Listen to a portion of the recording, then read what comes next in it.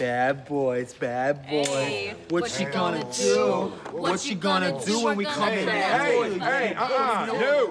No, never. You know him as Bjorn on Vikings, and now Alexander Ludwig joins Will Smith and Martin Lawrence in Bad Boys for Life as Dorne, the tech-savvy guy who is more than meets the eye. Alexander, welcome to Variety. I think that's a good description of Dorne, right? I think you're being a little generous, but thank you. Yeah. Bad Boys for Life, it's the third installment in the series. Did you grow up watching these movies? I grew up watching, loving, and admiring everything about these films, so of course being a part of it now is totally surreal. And getting to hang out with Will Smith and Martin Lawrence, I mean, no big deal. And I am such a huge Will Smith fan. Yeah. I think I was most starstruck by Jerry, because I have watched, Jerry, since I was a kid. I've seen him just constantly crank out these just huge mega movies that almost seem like these it's larger culture than life events for people, and I've wanted to work with him for years. He's just so lovely. I mean, I love Jerry. He's such a great dude. And I think you just locked up your next job. Yeah, right. Yeah. Hopefully there's a fourth. This is very strategic. And then of course Will and Martin, just consummate professionals. Oh, come on, man. You can get that buffed out. No, you can get that buffed out. Martin has a heart of gold.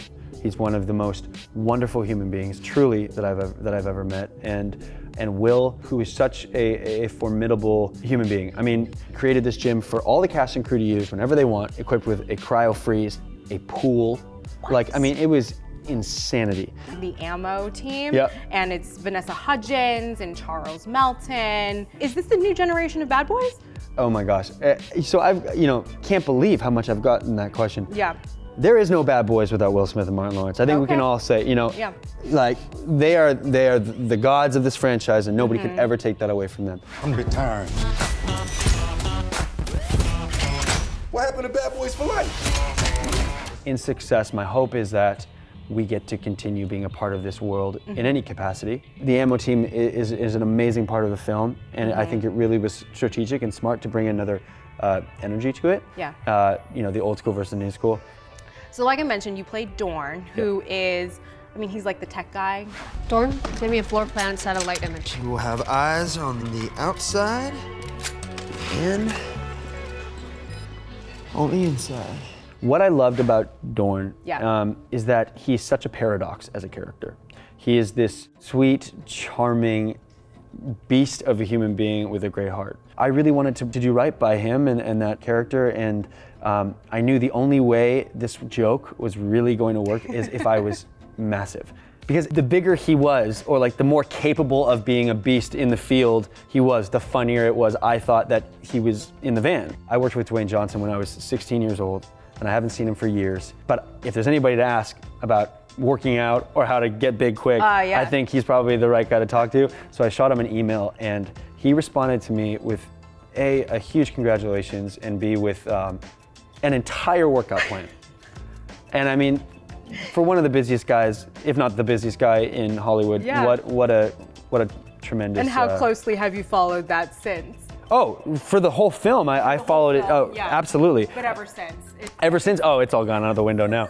It was really moving and sweet. So thank you, Dwayne. I love you. I think the last time I talked to you was really, or maybe the first time, for Hunger Games. What do you remember from that time? I remembered being on set, having loved the books and knowing that they were already a huge success, and witnessing fans trying to sneak on to set. It led to so much for me. It's one of the reasons why I ended up booking Vikings. Yeah, let's talk about this. It's which is wild. Yeah. People of Kattegat, I told you that when I became king, my rule would be very different from that of Five House, and I mean to keep that pledge. Very different facial hair in Vikings. Yeah. It is the last season. It was the greatest decision of my career to do the show. I learned so much as an actor on that show, working every day, being in front of a camera, learning what it takes to be great, and it's crazy to me what a global success it's been in so many ways. I go to the most random of places like Argentina, Brazil, Uruguay, a lot of places in the Middle East. I mean, it's just like, it's wild. It's wild.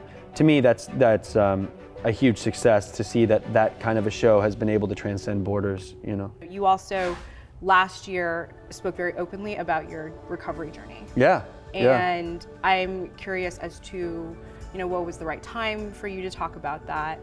I've learned that taking risks is what has gotten me where I am today, and I'll always continue to do that. I have nothing to hide, and I'm very proud of the decision I made to seek help when I was younger, you know, because I needed to, you know, and at the time it was a huge risk for me, both professionally and financially, you know. So, but I mean, I never would be here sitting talking to you had I not done that. And not only was it the greatest gift personally, but from that, not only have I become a better actor, I've become a better, you know, brother, son, you know. And I wanted to be open about it because there's no reason to hide it. And I love the way our world's going right now, where it's like, you know, yeah, we all got our stuff. We're all human beings. Alexander, this was such a delight. I'm so glad that you came by. No, you're awesome. Thank you for having me. You can see more of Alexander in Bad Boys for Life in theaters and on Vikings on History Channel.